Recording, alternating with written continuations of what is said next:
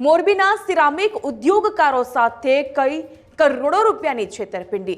Export કરતા ઉદ્યોગપતિઓ વેપારીઓ સાથે ફ્રોડનો એક નવો જ કિમિયો અહીં અપનાવવામાં આવ્યો છે।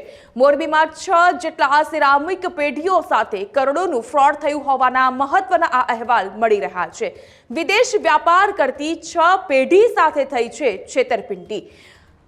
આઇસગેટ પોર્ટર મારફતે રોડ ટેપ સ્કીમ અંતર્ગત સિરામિક ઉદ્યોગને કૂપન મળતી હોય છે, જે કૂપન વિદેશ વ્યાપારની રકમને હિસાબે સરકાર તરફથી આપવામાં આવે છે।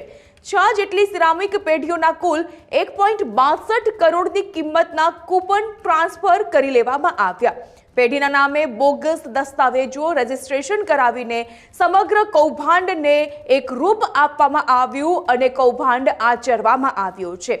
કરોડોની છેતરપિંડી મામલે મોરબી સાયબર ક્રાઇમ પોલીસ મથકમાં ગુનો દાખલ કરવામાં આવ્યો છે, કારણ કે આ વખતે જે મોડસ ઓપરેન્ડી અપનાવવામાં આવી છે તે કંઈક અલગ જ પ્રકારની હતી।